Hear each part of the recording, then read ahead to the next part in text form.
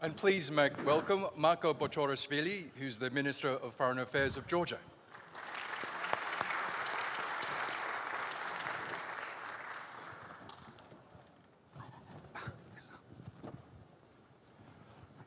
And thank you all for being with us today. I know you're extremely busy people, so if I can get straight into it. Ceyhun Bayramov, if I could begin with you. 2 wars were fought for control of Azerbaijan's Armenian populated region of Karabakh. The first took place, as we know, at the end of the Soviet Union, and the second took place in 2020, before Azerbaijan took control of its territory in September 2023. Last month, both Baku and Yerevan agreed on a peace deal, which is ready for signing. Tell us, what's standing in the way of the agreement being finalized so that it can be implemented? Thank you. First of all, it's a great pleasure to be a part of Antalya Diplomacy Forum. So I had a chance to participate in all forums, and we're very pleased and happy with the ever-growing role of Antalya Diplomacy Forum, and this becomes truly the center of discussions about the most pressing issues in the global agenda. And I would like, first of all, to thank my esteemed colleague and brother, Minister Hakan Fidan, for the invitation, and congratulate him and his team for the excellent organization of the forum. So back to your question, so you are absolutely right that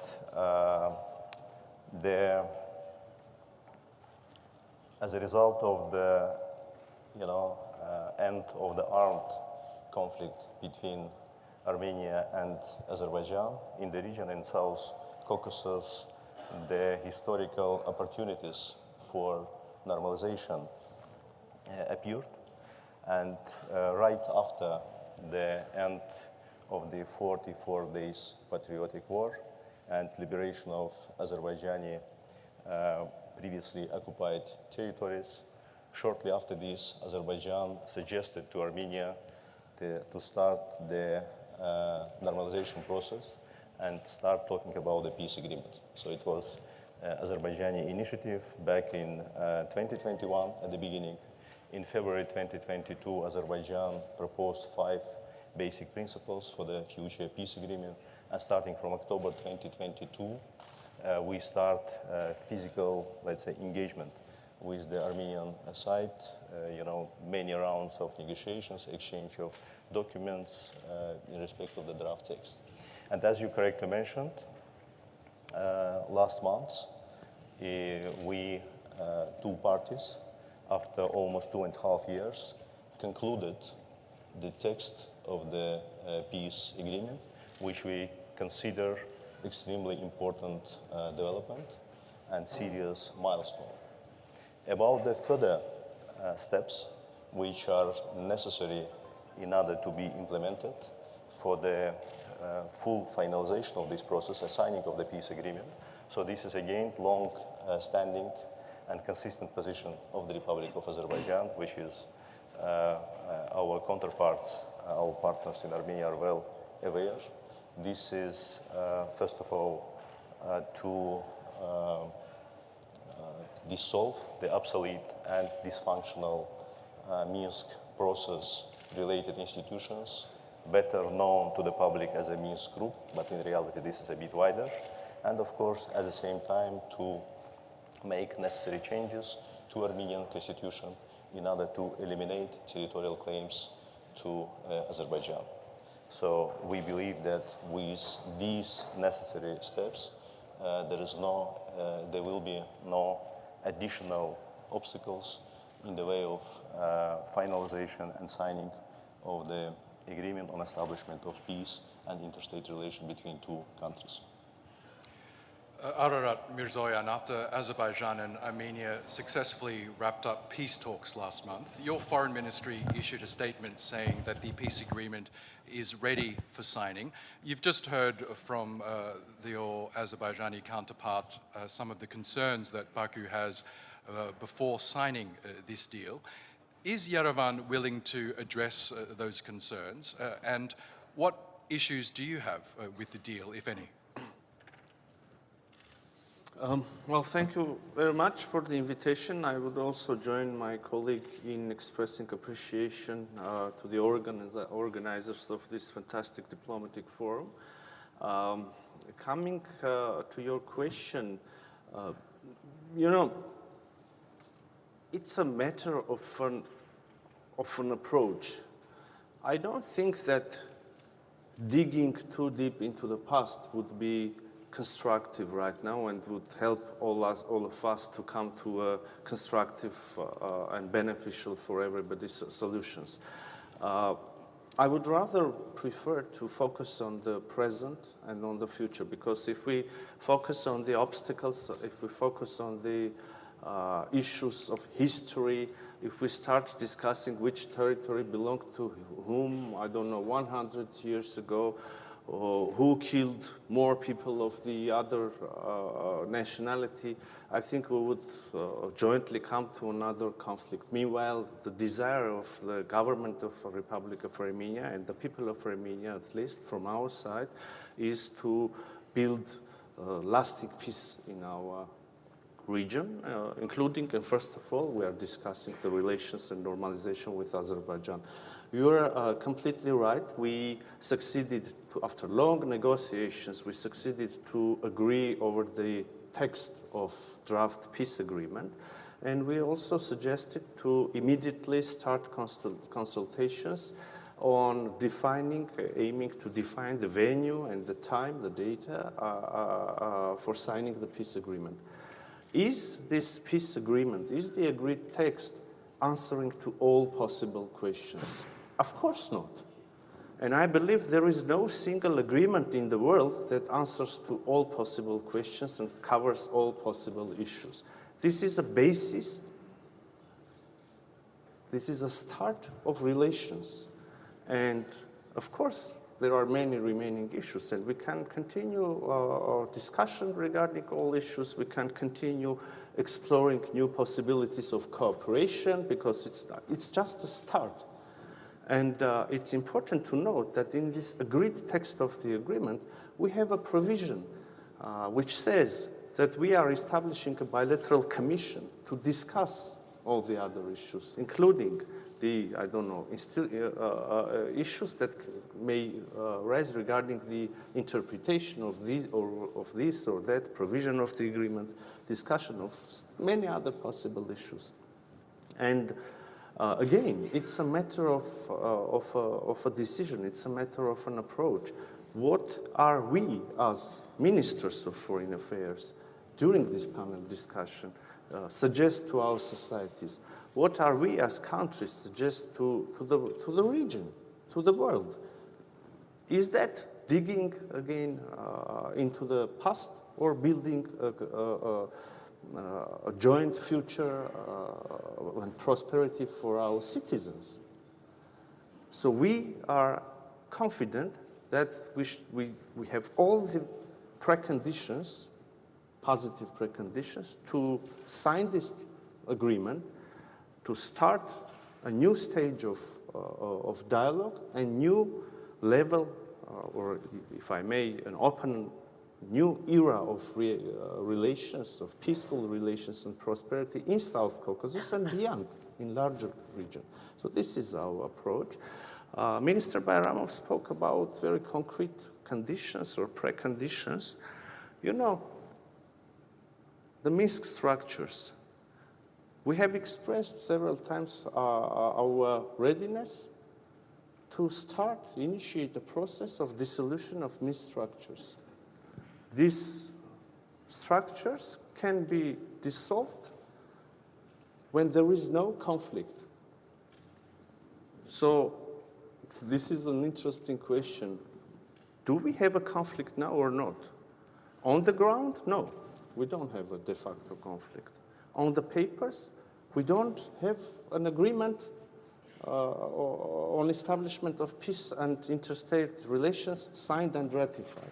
So we can continue to philosophize on this issue, but the solution for us, at least for us, is obvious. We should sign the agreement, put an end to this conflict in an institutional way, dissolve on the very same day, if you want. In the same, 10 minutes. One document after the other.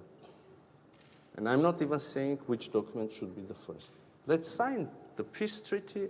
Let's sign a joint application to OSCE member states or the Secretariat about the dissolution. Let's establish the bilateral commission, which I was talking about, and start discussion of all possible questions. Minister Bayramov spoke also about the constitution of Armenia. Okay, if you want, I can say, we do have a concern regarding the constitution of Republic of Azerbaijan, and we are not saying this just to have the in the principle of mirroring the issues. We are not saying this to have an equal condition or concern. I can explain. The Constitution of Republic of Armenia makes a reference to the Act of Independence, the document, in which this Republic of Azerbaijan declares itself to be the successor of First Azerbaijani Republic. And we all know that the First Azerbaijani Republic declared its sovereignty over much larger territories than today's Azerbaijani Republic, including, around or more than 60% of current sovereign Armenian territories. So again, it's a matter of approach. From which end are we beginning? Are we going to have all answers to all possible questions and only then establish relations, or we are building on what we already have accomplished? Because, we have an unprecedented situation. Armenia and Azerbaijan, again, please focus on this issue.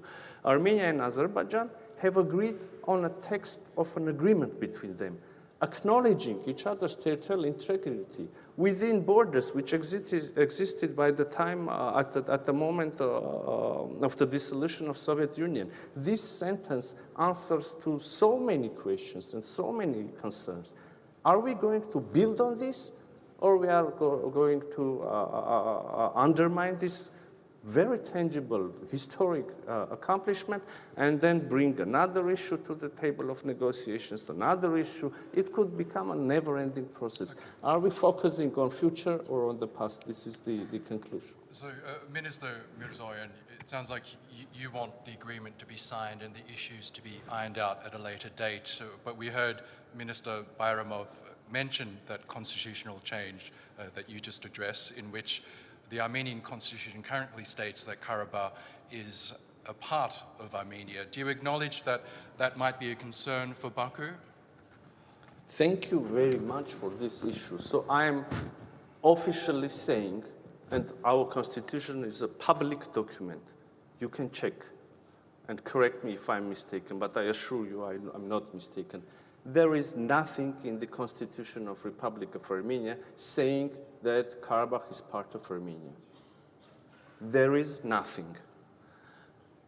In the contrary, I said that we have our own concerns regarding the Azerbaijani constitution. But again, why aren't we raising this issue continuously on and on? Because in the very same text of agreement, we have a specific provision, not only recognizing several provisions. One recognizes our respective territorial integrities in a way which is fully acceptable for you and for us as well, because we agreed on that.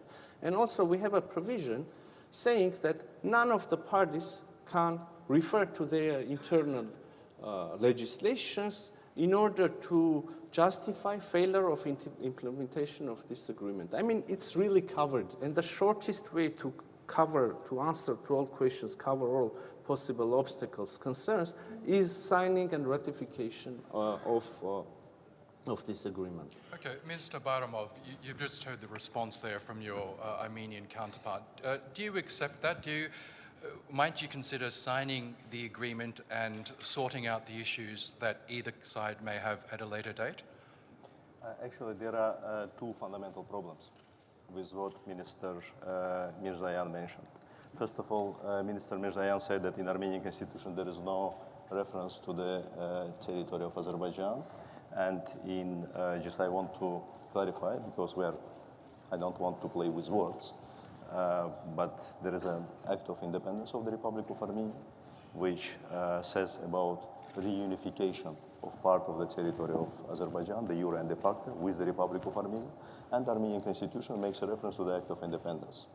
And based on these, let's say, pieces of legislation, I mean the fundamental norms of the Armenian legislation, which is the constitution, many dozens of different lower tier normative legal acts, decision has been adopted over the last 30 years, confirming the same narrative.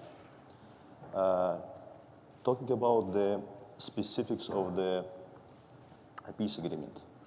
In reality, yes, peace agreement addresses many issues, but again, this is also a well-known fact that no matter what you include in the peace agreement, your peace agreement, being the part of your international obligation, will prevail over your domestic legislation, but not constitution or any other act adopted by referendum. Which means that if we just, trying to simplify the situation, will only, focus on a peace agreement without resolving the situation with constitution, it means that from day one, peace agreement will be nil and void, because it will be contradictory to the main law of the country, which is not the case. Another thing, what Azerbaijan is saying, this is from legal standpoint. From, let's say, strategical point of view, from political point of view, this is also important, taking into consideration that it was always, let's say, the narrative, it was the fundament of Armenian legislation. This is also important just to understand the approach and position of Armenian people, Armenian public in respect of this. How they consider this, whether this, the population is ready to eliminate territorial claims to its neighbors or not. Then another important element from what Azerbaijan is saying, and by the way, so this is not some new, let's say, precondition from Azerbaijani side. We are raising this issue for the period of more than 2 years. In May 2023, during one of our meetings in United States, we submitted official document to this extent to our Armenian counterparts, but verbally we discussed this even before, just, for you. We did, two stuff in parallel, peace agreement talks and raising this issue. Another important element, so what we are saying, this is not something extraordinary in the modern history of other countries. Even if we look to the European continent, there are a number of cases when, because of these or similar problem, having some problems with the neighboring countries, the countries actually went to the referendum and made the changes in their constitution. So there is nothing extraordinary or, let's say, maximalistic from Azerbaijani, position. And then back to the last argument from Minister Mirzoyan's statement about, let's say, similar concerns of the Armenian side about the Azerbaijani constitutions. First of all, it does not represent the reality. Azerbaijani constitution does not contain any geographical name or territory of the modern Republic of Armenia.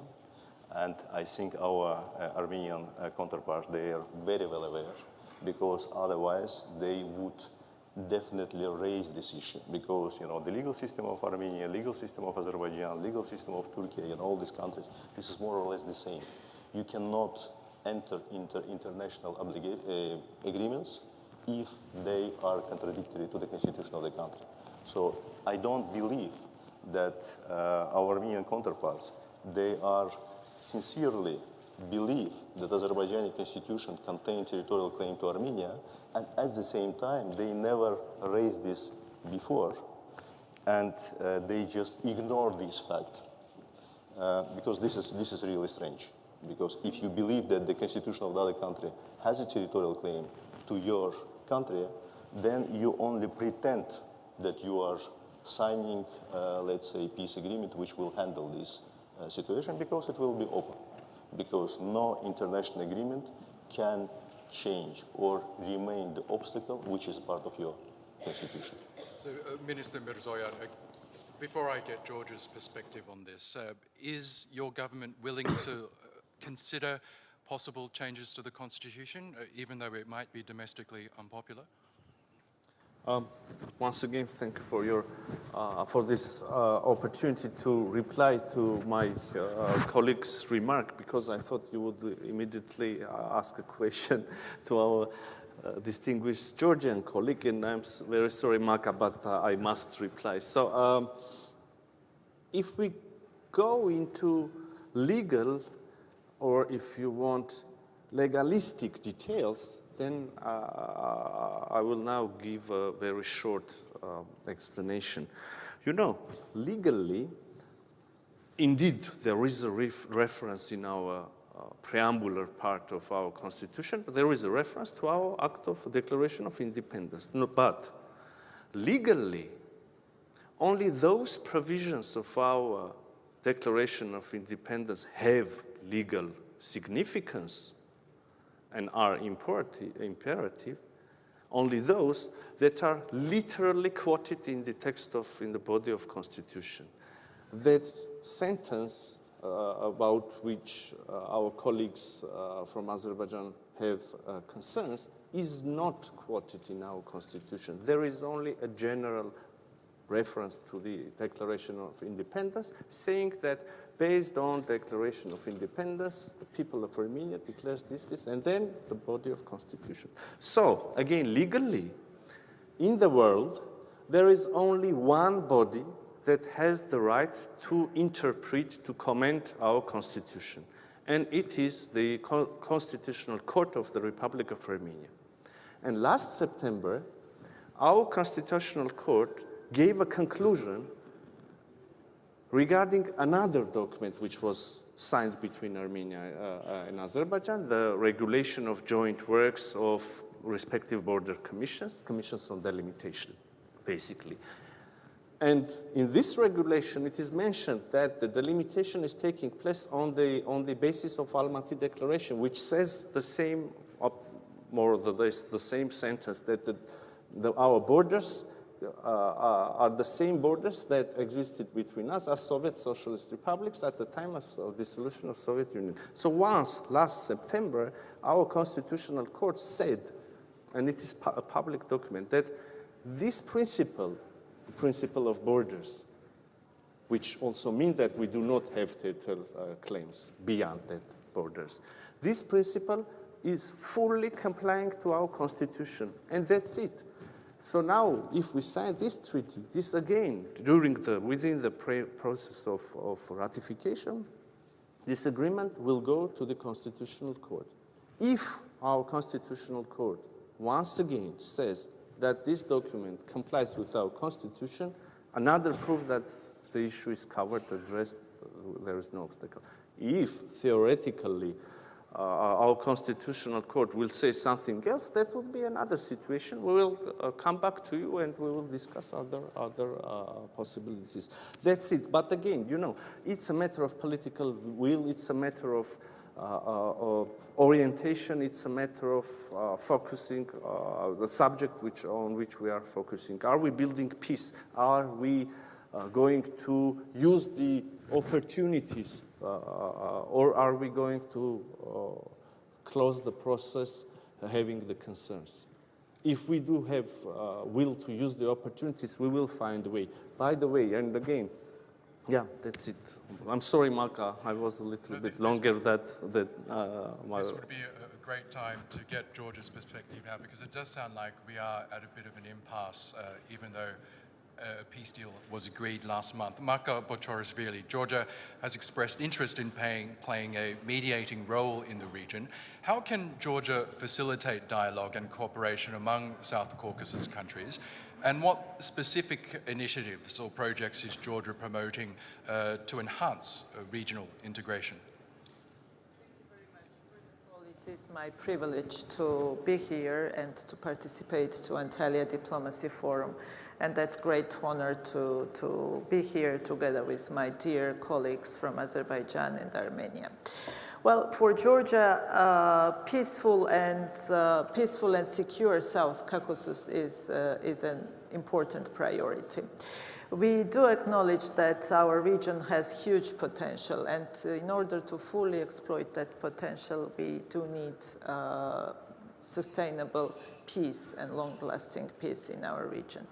So that's why we welcome, first of all, the agreement on peace deal between Azerbaijan and Armenia. This is, I do believe, that big achievement. And we also need to highlight that traditionally exceptional good relationship that Georgia enjoys to have with both neighbors, Armenia and Azerbaijan. With Azerbaijan, for decades, we have a strategic partnership based on that friendship and very good cooperation. And this is a very strong asset that we have in region. With Armenia, again, we enjoyed traditionally very good relationship, which was upgraded recently to strategic partnership. And this is also a very big asset that Georgia has in this situation. And we have sincere interest to promote peace and stability in our region.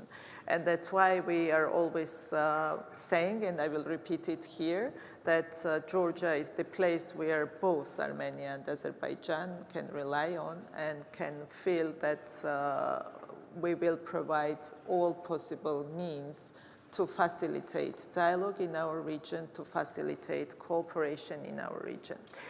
As I mentioned from the beginning, South Caucasus has huge potential regionally to promote different partnerships and to contribute to wider peace, security, stability, economic cooperations. And we need to cooperate among ourselves to find common topics, to find common issues.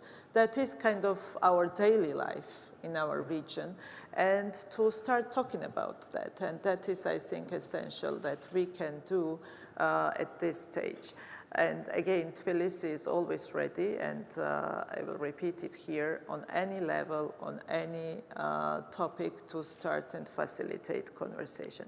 I will not start listing of the issues that we can discuss. There are plenty of things that we need to cooperate, we need to discuss among ourselves, and I do believe that first thing, that political will and intention from both sides that exists, and we do see that that exists, is essential to promote that dialogue between South Caucasus countries. I would not exclude Georgia, and I would not put Georgia only as a kind of country that is in the middle, that is talking to Armenia or talking to Azerbaijan and trying to play that only mediating role. This is our life as well, and we consider that we are also part of this process on an equal kind of level, because this is our common interest to promote peace, security, stability, and good cooperation in our region.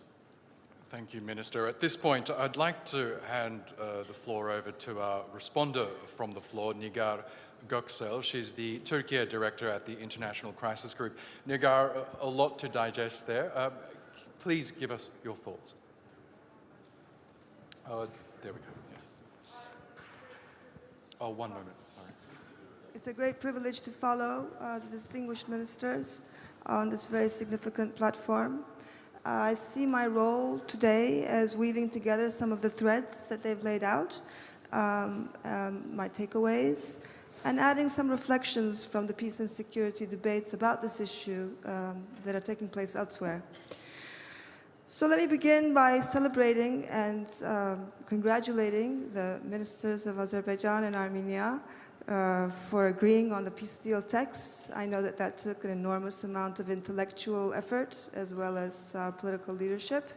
And I think it's particularly noteworthy that it happened without external brokering, so that it was a bilateral process. And I think this also sort of points to the regional ownership factor that the Turkish diplomacy has been underlining. I'd also like to take note of Azerbaijan's long-time investment into proactively pursuing the connectivity projects in the region, starting from Baku-Ceyhan and now evolving into the Middle Corridor. Frankly, I think Baku gets little acknowledgement from the actors that are benefiting from its focus on this for a long time. I think the prevailing rationale today is that folding Armenia into this web of infrastructure and opportunity can create some immunity, not only for Armenia, but for all of us, in terms of guarding against the potential spoilers of regional stability.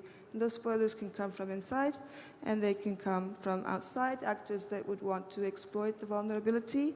And I think I hear a very common interest, both on the panel and elsewhere, that regional integration is in everybody's interest. I think it's a matter of sequencing, as we've heard today, what comes first and what comes next, and that is also a matter of trust.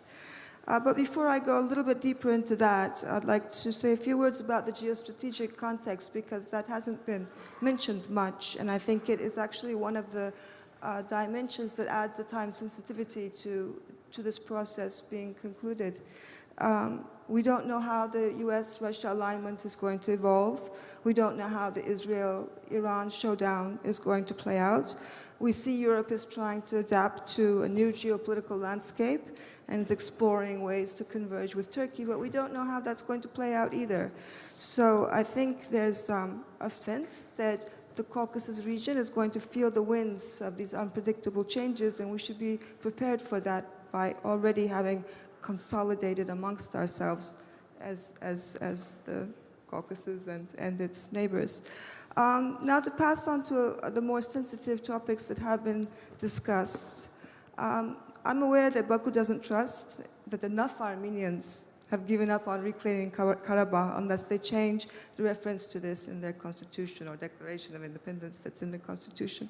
And I also see that many Armenians don't trust that such a change will be reciprocated with concrete gains. I think that Armenia is feeling vulnerable economically and security-wise, and the more it seeks support from the West because of this, the more it deepens Baku's distrust. So there's a sense of a vicious cycle that we're facing. Given how far the peace process has come, and if this is the last unresolved issue, I think a lot of observers are worrying that a stalling over this is going to risk the window of opportunity closing because of the geopolitical shifts and some domestic dissatisfaction that we see building in Armenia as well. So all we really need to ask is whether we might look back and say, had we moved ahead then, we might have had lasting peace versus unraveling. So I guess my question to Azerbaijan is that if this constitutional change can only realistically happen in 2027, which is some of the debates are saying so, then are there interim steps or creative workarounds that can be taken to keep the momentum alive, particularly regarding connectivity, because the connectivity talks have stalled ever since Russia got engaged more in Ukraine, whereas the continuation of progress of that track of talks could actually continue in parallel about the railways and the highways and whatnot. I also would like to sort of note here that, of course, aspirations are not eliminated by clauses in legal declarations. They might actually fade more likely through normalization and integration, though there's no guarantee for that either. And I guess my question to Yerevan, to the Minister of Armenia, is that given how fragile the trust is, are there ways that the Armenian leadership could reassure its counterparts in Baku that Armenia's current path is irreversible, even if political winds at home change or political winds in the region change? I think there's a sense of fragility that I pick up as such in Baku that is grounded, I guess, in past experiences. I think the irony today, and I'm going to close with this, is that if Armenia doesn't feel secure or doesn't have an economic lifeline because of its borders being closed, then it becomes more vulnerable to external manipulation, which is exactly the outcome that Azerbaijan seeks to avoid. And of course, it's a risk to Turkey's potential role for stabilizing and developing the Caucasus region as well. And I also like to note that it's naive to believe that trade and connectivity can neutralize revanchism, but neither can isolation reduce it. So I think we're left with no wonderful answers, perhaps, but some food for thought, perhaps, that can be taken up in the rounds to go. Minister Mirzoyan, would you like to respond? Well, that was an interesting contribution. Thank you. Of course, I can agree with some of the approaches and considerations and disagree with the others. But in one specific part, you were very precise. The Armenian society feels vulnerable indeed, in terms of security first, but also in terms of economic cooperation or closed borders. An ordinary citizen of Republic of Armenia can hear several assurances from the government of Republic of Armenia in the same day, assurances regarding the peace agenda, assurances and proposals to build peace with the neighbors, to open the borders, to turn the page of enmity in the region, to open a new era. And we all remember that there are still very sensitive issues. The wounds are very fresh, and it's difficult to speak about possible cooperation. But an ordinary citizen of Republic of Armenia can hear or watch in his, her newsfeed, in his, her daily life, many assurances about this. At the same time, an ordinary citizen of Republic of Armenia, in the very same day, can hear several threats, including threats to, again, to use the force, including threats not to acknowledge the territorial integrity, including threats which contain some claims on internationally recognized territorial integrity of Republic of Armenia from the Azerbaijani side. I don't know, on the level of member of a parliament, on the level of the media outlet strongly affiliated with the government, on the level of high officials. So there is this threat in the air. There is a choice for us, for our Azerbaijani friends, for our Georgian friends, for our Turkish friends. There is a choice to wait for another 100 or 200 years to see that the changes are irreversible, or to start a process of putting a brick and then another brick and then another brick, and in this way building a peaceful region here. Establish cooperation, I don't know, energy projects, transit projects. You touched upon the topic of the connectivity. I can also elaborate a little bit more on that. Internet cables, I don't know, tourism. There are so many ways of cooperation. And I believe Georgia can lead the region here. We can connect the two societies, not only, I mean, the two societies of Armenia and Azerbaijan, but Georgia, but Turkey. We live in the 21st century. Again, it's a matter, and my hope is that I'm expressing this idea precisely. It's a matter of choice. You can wait for another 200 years, or you can start putting bricks and building a solid wall. We choose cooperation, but we cannot cooperate with ourselves. There should be another neighbor on the other side willing to cooperate with us as well. For instance, not to sound too, I don't know, idealistic and avoiding concrete details, I will bring an example. We just made a proposal to Azerbaijan regarding connectivity, according to which they gain access to our railway infrastructure. We gain access to their regional railway infrastructure. We understand that there is 45 kilometers in the south of Armenia, which is possibly, obviously, the shortest way to connect two parts of Azerbaijan. And we suggested to use, I don't know, modern technologies there, electronic scanners, which will allow us to avoid physical check of the goods, of the cargo, to use electronic declarations which can be sent, information which could be exchanged between respective agencies, again, allowing us to have this transit at its maximum possible speed, etc., etc. We made a very concrete proposal, no positive answer. Probably they have their grounded concerns, I don't know, but it's a matter of choice. Thank you. Okay. I'll ask Minister Bayramov to respond to that. Any response to what this minister has said? Absolutely. First of all, thank you for your analysis. And then you raised the topic and the issue of connectivity, what can be done at this stage. And I can confirm that this is the long standing position and the elements of the foreign policy of Azerbaijan is the best way to promote the security and well-being. This is good relations with your neighbors. And of course, economic integration.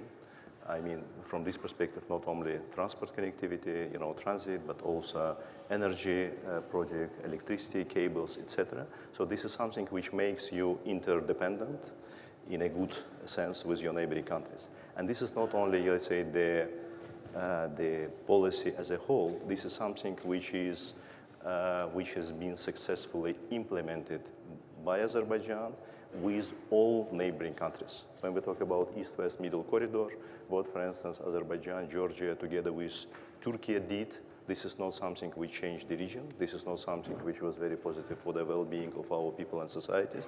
This is something which changed the whole map of the region, the major oil, gas pipeline, east-west transportation corridor. The most recent example, this is, of course, implementation of Southern Gas Corridor.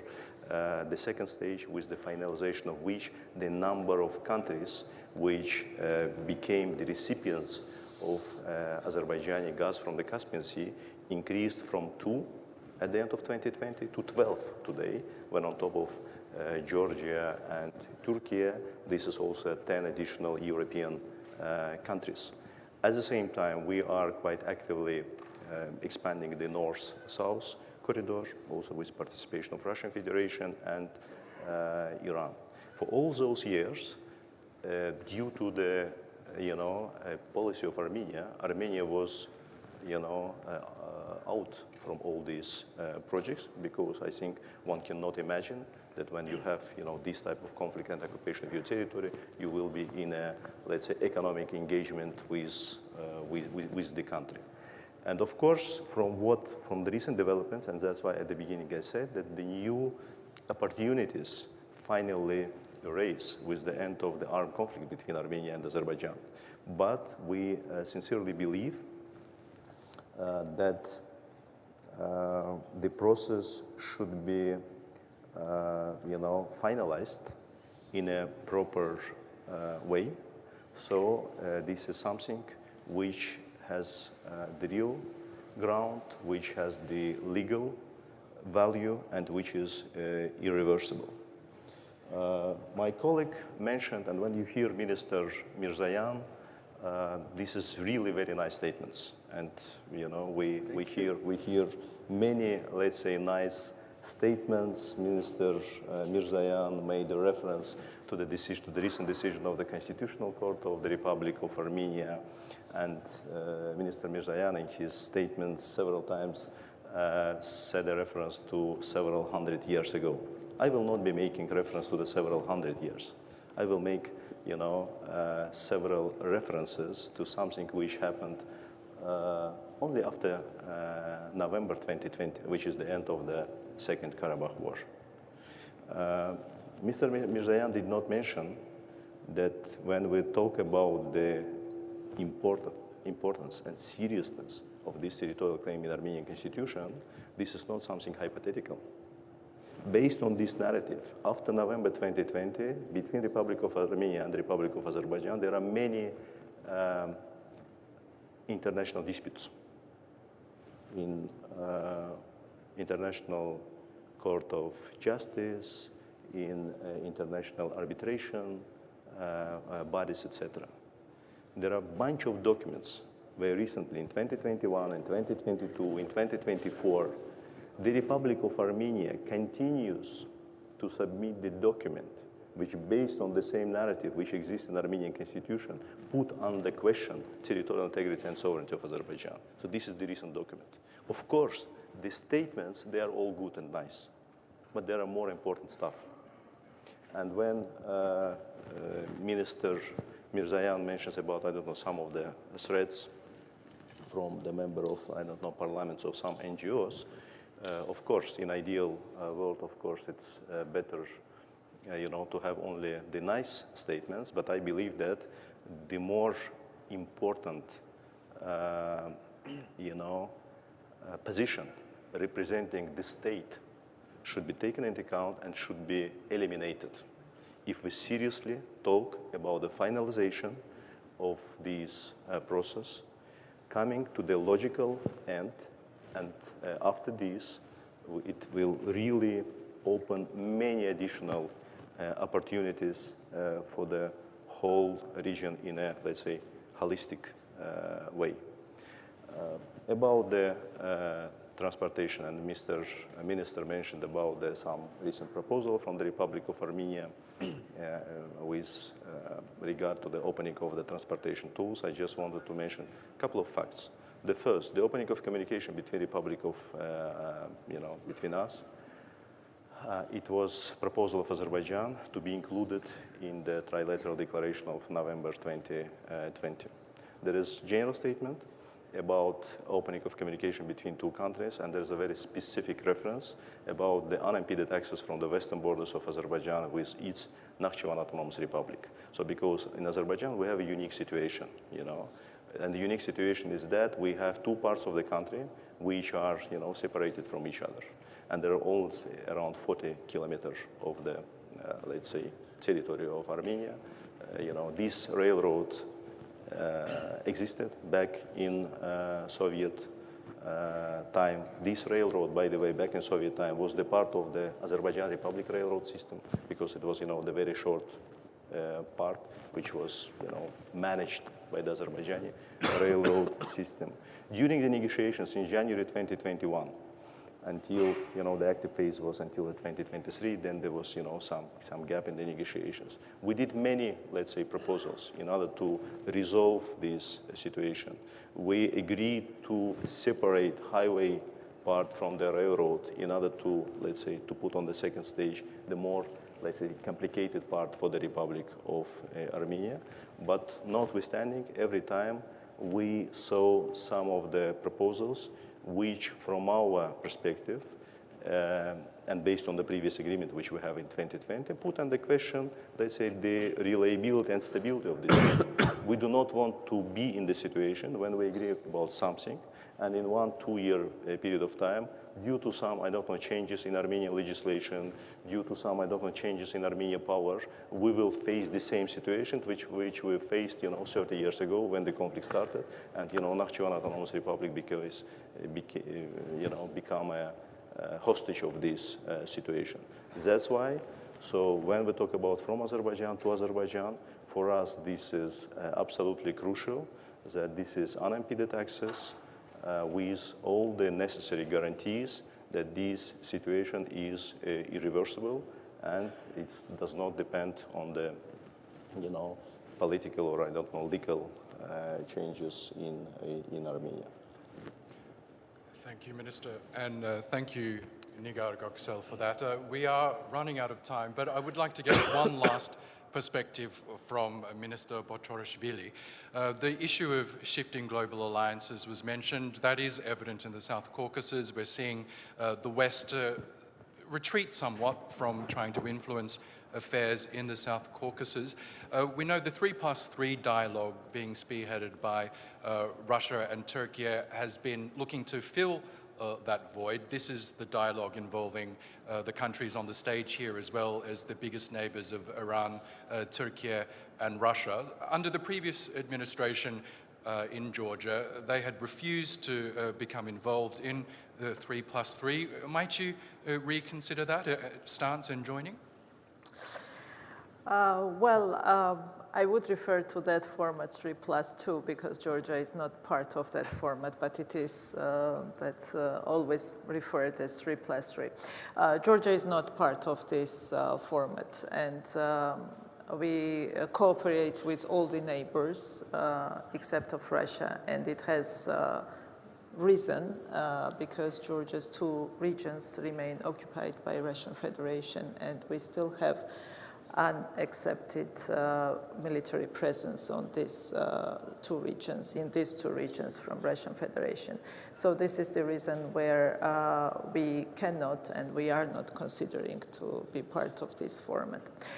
We have only one format with Russian Federation. This is Geneva International Discussions, where Georgia and Russia are talking to each other over the conflict, and there are United States, United Nations, OSCE, European Union represented in that format, and this is a very valuable format for us that allows us to discuss conflict-related issues. Otherwise, when we talk about region and regional cooperation, we have excellent cooperation with our other neighbors, with Armenia, with Azerbaijan, with Turkey, and we have excellent examples of that good cooperation. With Turkey, with Azerbaijan, we have implemented a number of important projects throughout decades that are very important for a small region, but they are also very important for a wider region. And when we're talking about kind of diversity also in the region, we have plenty of opportunities in that diversity. Like Georgia, Armenia, Azerbaijan, maybe we are different in many terms, but we have to find, especially when it comes, for example, foreign policy priorities. For decades, Georgia is pursuing a European integration path. We want to be part of the European Union. That allowed Georgia to bring into Georgian legislation more European standards and align more with European economic area. That is also an asset that could be beneficial for whole region, and we are ready for cooperation with our neighbors in that terms as well, and to contribute to more regional cooperation and regional projects, but this is not the format of 3+3. It's good to get that clarification. I'm afraid that does bring us to the end of this discussion. Can we please thank our distinguished guests, Ararат Mիրzոյանի, the Minister of Foreign Affairs from Armenia, Ceyhun Bayramov, the Minister of Foreign Affairs for Azerbaijan, and Mako Botorishvili, the Minister of Foreign Affairs for Georgia. Thank you so much, and thank you to all of you.